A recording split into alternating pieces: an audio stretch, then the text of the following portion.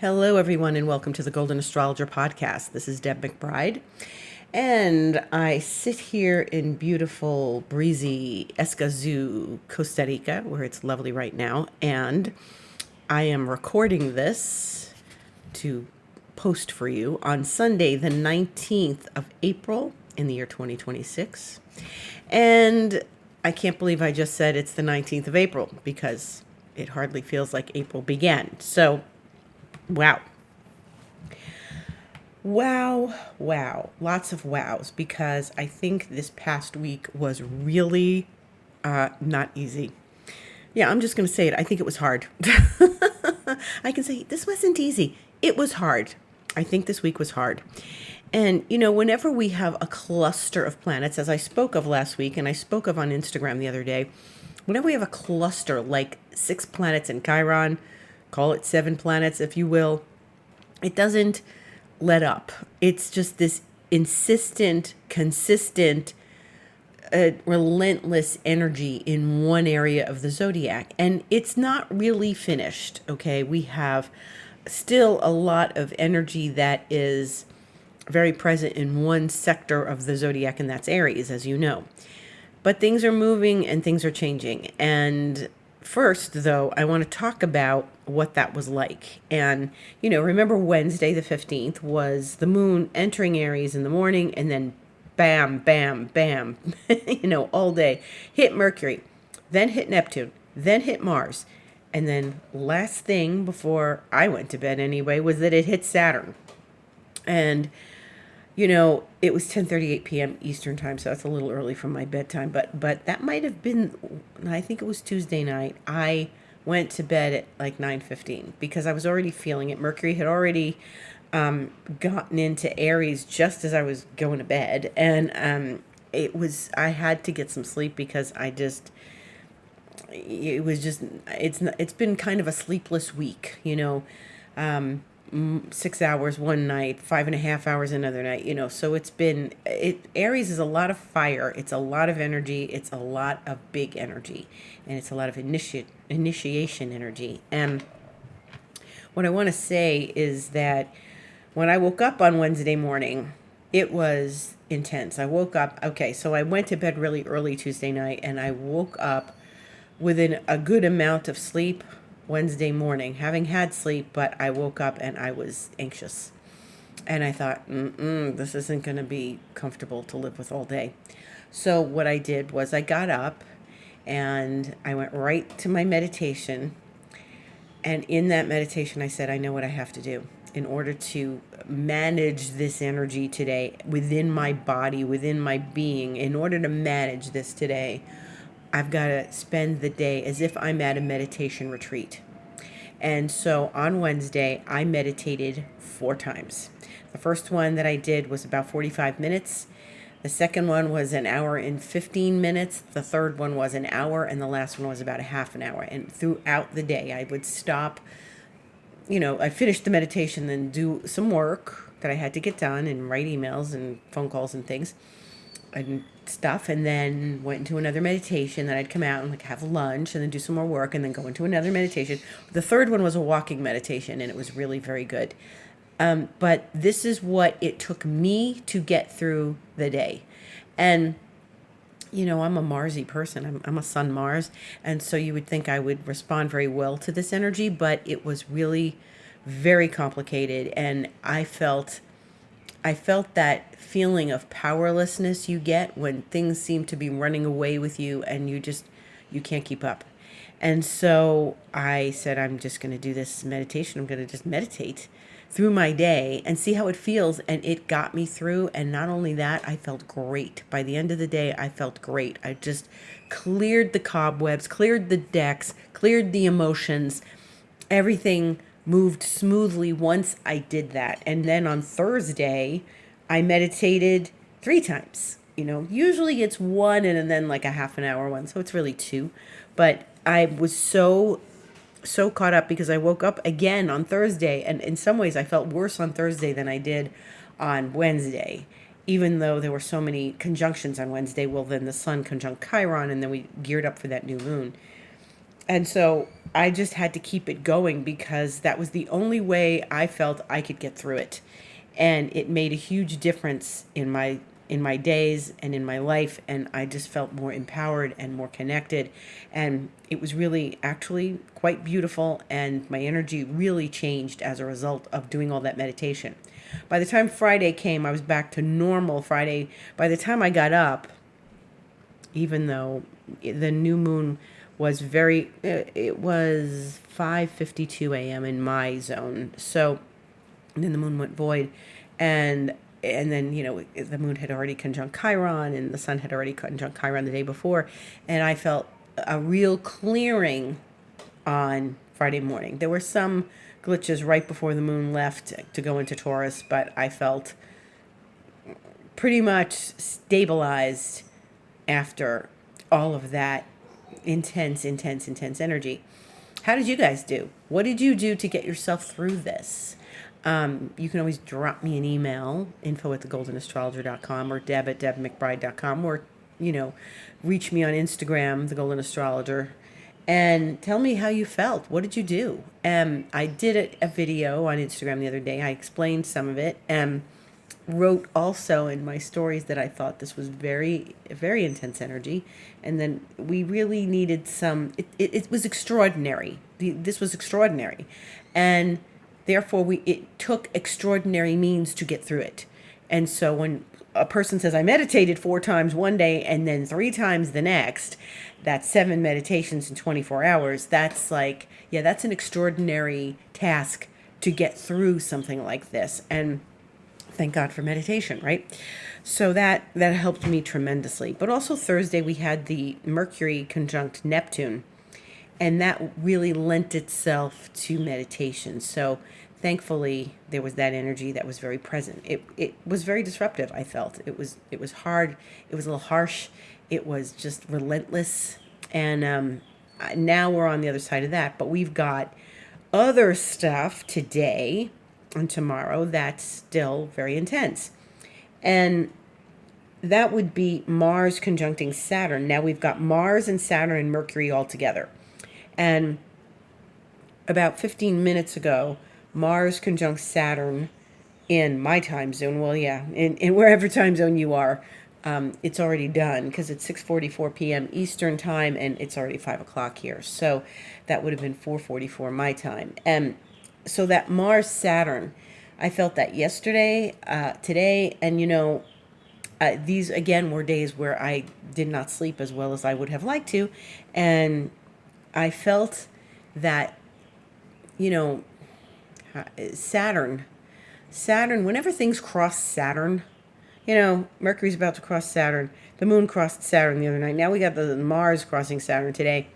This feels inflammatory, and I felt that during the week too. I felt that Wednesday, Thursday, it inflamed, and it wasn't like I was yelling at people and stuff. Just my body felt inflamed, my jaw felt inflamed, my hand felt inflamed, my system felt inflamed. And Saturn in Aries is inflammation, but it's also Mars, conjuncting Saturn.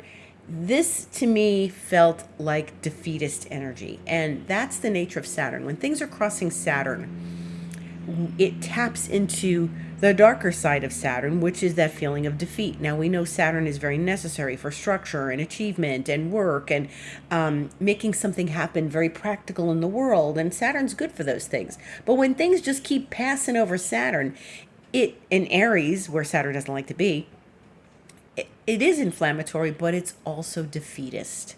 Saturn in Aries is like, meh, you'll never do that. Give it up. And there was a lot of that subconscious chatter of, why don't you just give up? And that's the devil. That is the devil. That is the devil on your shoulder, like in those old cartoons. Give up. You'll never win this. Give it up. It's never going to happen for you. You can't achieve that. What do you think you are? Who do you think you are? And quite frankly, that was That was loud.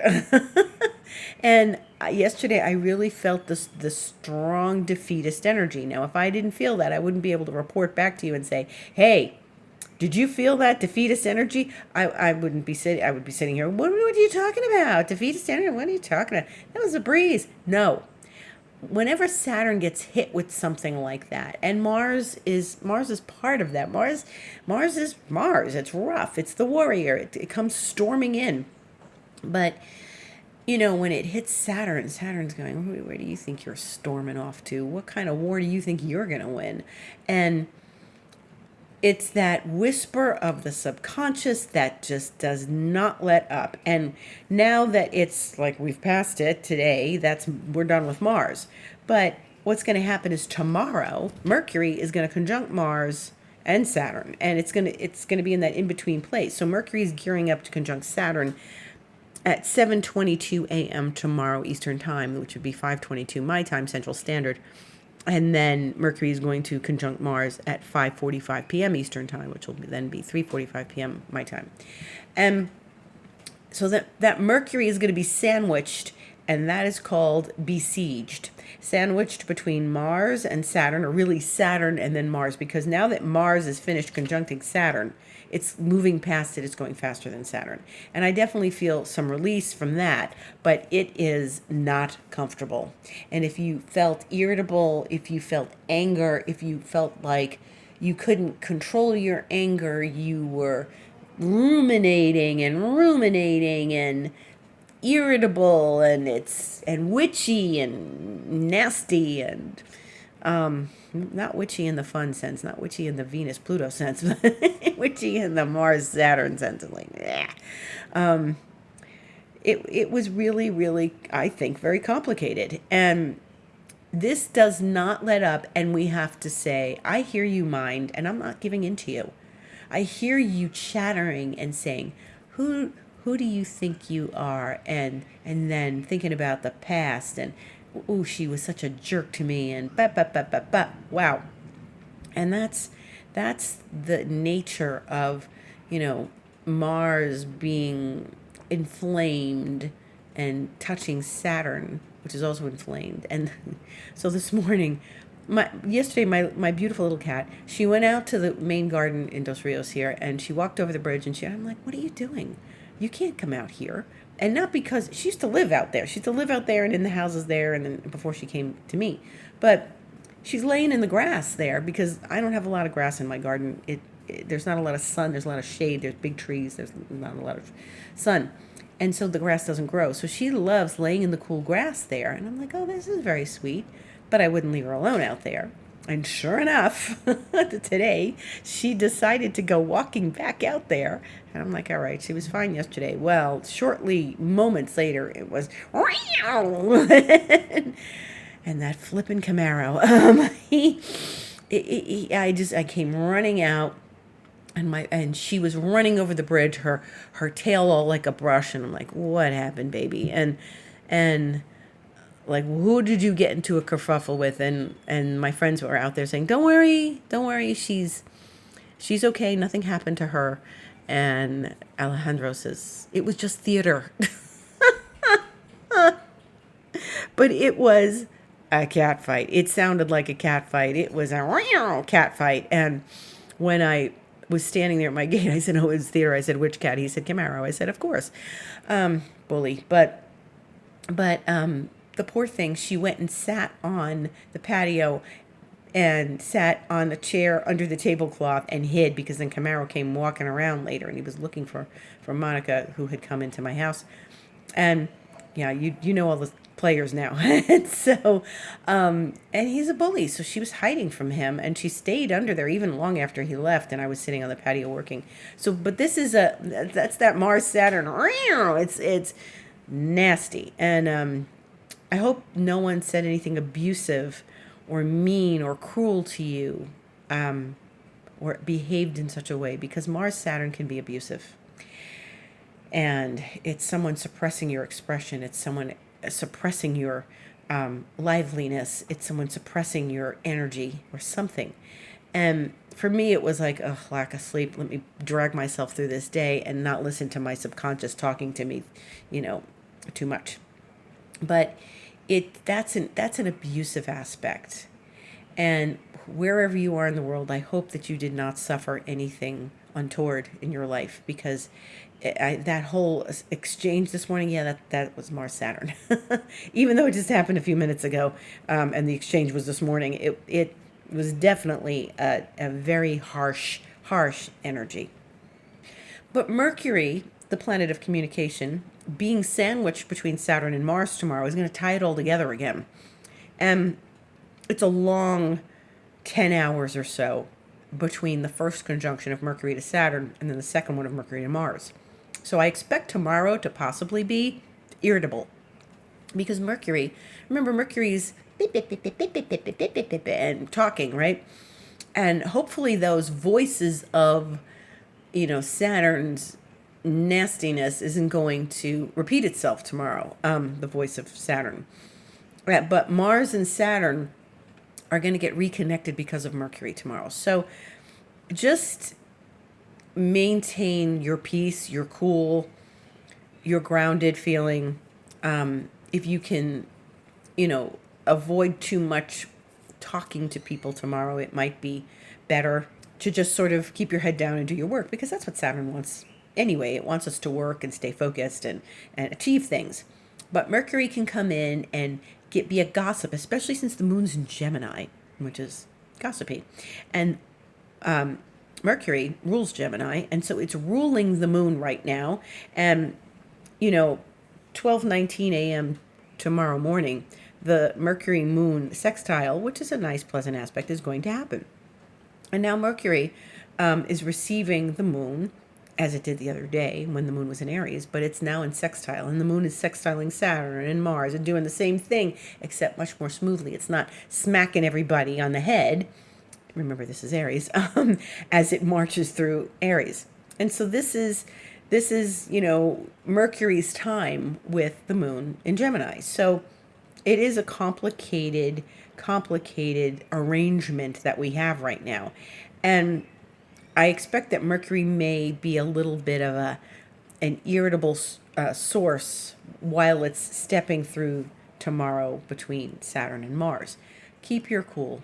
Stay grounded. Try to keep your head free of chatter, the mental chatter, and don't get flippy. Don't be in that Gemini two sides of the coin thing. Like, what did she mean by that? What was that about? What was that comment about? Try to just chill those out. Again, that's more subconscious nonsense. Just stay out of the past. Stay out of chatter in your head. Stay out of people's ways. You're thinking, Deb, it's only Mercury. But it's Mars, and Mars is still very close to Saturn, and it's going to kind of reveal itself some more tomorrow. So if we've been dealing with the Chiron wound, there's a little bit of, the wounded words that could come up again tomorrow. So just be aware of that. But this week we still do have some energies that are shifting and changing. So there's a lot still going on this week that won't be going on next week. So when I sit here on my podcast next Sunday, I won't have as much to say to you about the heated energies, and I may have to review what had happened in the days prior quite a bit, because this week promises a lot of energy. Now, tonight, the sun is moving into Taurus, and that's 9:39 p.m. Eastern Time, and that is going to be yet one more planet leaving Aries. So the moon left Aries the other day, Friday, went into Taurus, now is in Gemini, and the sun is leaving tonight, and then that's going to let things up a little bit. So Mercury, Mars, Saturn, Neptune, Chiron, still a lot of energy, in the sign of Aries. But after tomorrow, that heavy Aries energy should start to let up a little bit, because Mercury has passed. And remember what I said, I think a couple months ago, when Mercury was retrograde and it was moving, and I said it was still going to have to cross that place between Saturn and Neptune, and it was going to be the last of the inner planets to cross. And remember that I said, the sun was going to do it, and then Mars was going to do it, and then finally Mercury, because it had been so slow because of the retrograde. So it stayed in Pisces for so long, and it finally moved over, went into that zero Aries point the other day, and now it's really just trying to get on its feet after, conjuncting Saturn tomorrow and then Mars. So the last of it is tomorrow, and then things get a little lighter as these planets pass away from that Saturn-Neptune zone. Nobody's coming back there except the moon once a month. But once the moon is not experiencing all the heat of Mars and all the other planets passing over that same point, it's just going to be like it passes over those planets anyway every month, no matter where they are. So I think once we get past tomorrow, it's going to be a lot less stress. Now, the sun going into Taurus is very lovely, although the sun doesn't rule Taurus. It's slower, it's more green, it's more grounded, it's earthy, it's really genuinely softer. And so now we're moving into a softer energy. And Venus is still in Taurus. She's in her favorite sign, one of her favorite signs. And in fact, Venus on Thursday this week, the 23rd, she will conjunct Uranus. And that will be Thursday, 9:58 p.m. Eastern Time. And she will do that, and later that night, really, she will go into Gemini. But it'll really be midnight Friday morning for the Eastern Time Zone and 9:03 p.m. for the Pacific Time Zone on Thursday. Now, once she leaves Taurus, she's no longer in her favorite sign, and she's a little bit flirty, flippy, gossipy, chatty in Gemini. And that's the nature of Venus in Gemini. Now, it's a little bit of a revolving door. She does, want to flirt with this one and want to flirt with that one, and who's gonna be my date this week, and then next week somebody else, and maybe 5 different people this week. Okay, she could be like a revolving door. And I've met women with Venus and Gemini, and it particularly pertains to women, especially because it's that feminine energy. And I've met women who are like a revolving door. So it's very interesting that she's going to conjunct Uranus on Thursday night, and then she's going to enter Gemini, and then Uranus is going to go follow her into Gemini. So Venus is sort of swinging the door open, that revolving door, and saying, hey, Uranus, come on for the ride. And Uranus is going to join her in Gemini on Saturday the 25th, this coming Saturday, a week from now. And that is going to be a whole other thing. That is 8:50 p.m. Eastern Time. Uranus will enter Gemini for the next 7-ish years. We are saying goodbye to Taurus. This is a big deal and is the biggest movement of this week ahead. Okay? Yes, Mercury getting sandwiched, besieged between Saturn and Mars. Because it's between two technical, what the ancient astrologers called malefics. That's one thing. But at the end of the week, we have Uranus going into Gemini.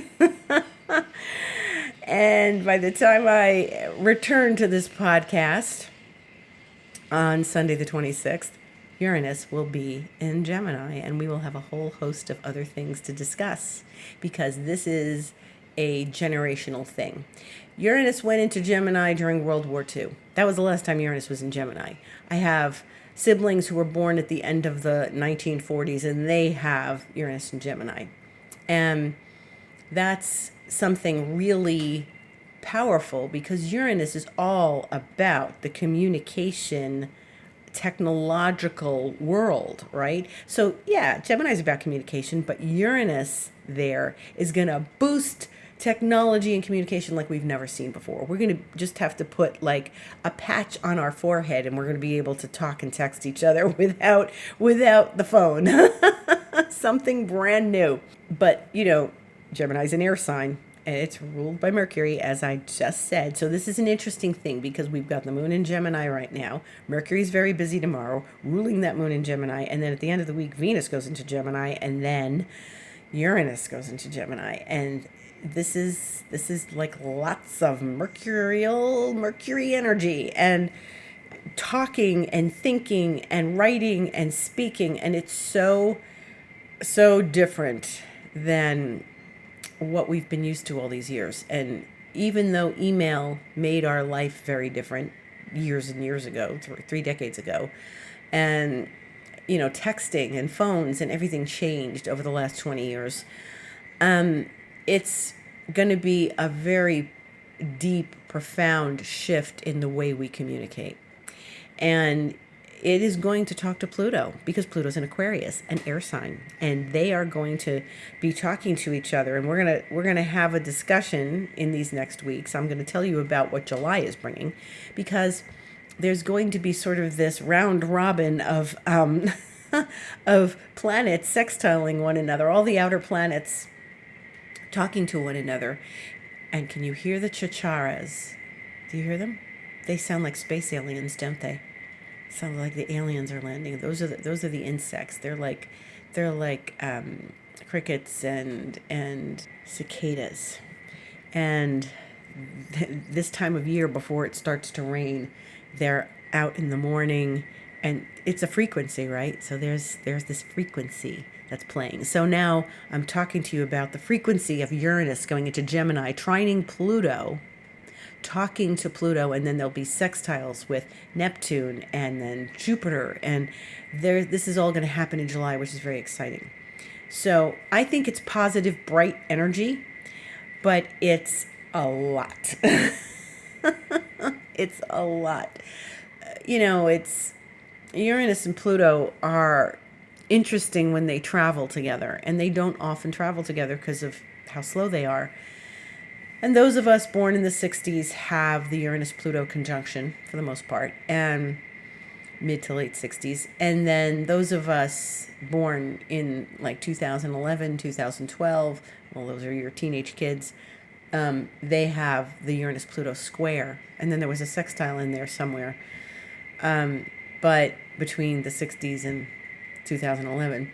And then now we're going to see the trine between the two of them, which is very smooth flowing energy and brings lots of opportunities. So opportunities to communicate differently, opportunities to work with each other differently, opportunities to just think differently. And so this is a big deal. This is a big deal, and we'll be talking about it a lot. But you can purchase my year ahead for 2026 video if you haven't seen it, because it's still available and you can still get it on my website. And you just have to click book online on my thegoldenastrologer.com website, and it will take you to all the things you can book, whether you want to book a session with me or you want to pick up that video. And if you're a little confused about it, write to me, deb@debmcbride.com, info@goldenastrologer.com, and I will send you the link to purchase it. And it's really, really good when we talk about Uranus going to Gemini, and talking to Pluto. It's so funny. It's like maybe the aliens really are going to land. This is my chorus in the background of my podcast, right? In the meantime, the sun in Taurus will crawl through Taurus, as any planet does, because Taurus is a slower moving sign. Everything sort of crawls through there. And even though the sun is going into Taurus tonight, it's going to square Pluto on Saturday. So it's almost a week that it's going to take to get to 5 degrees, which is more than a degree a day.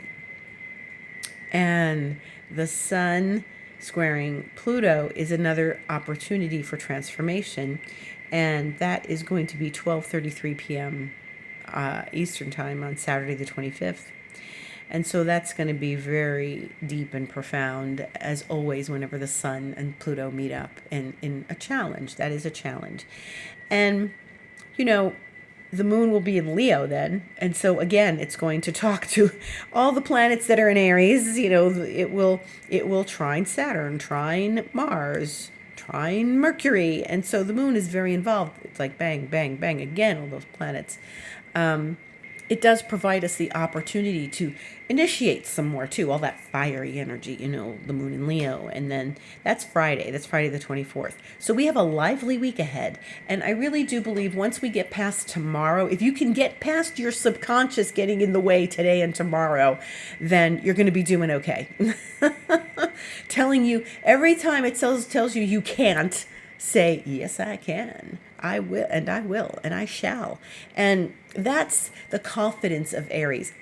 It's, yes, of course I can. Of course I will. And I shall. And I'm going to warrior my way through this. And right now we have to be a little bit of a mental warrior so that we don't allow these stray thoughts to come in and interfere with our good intentions.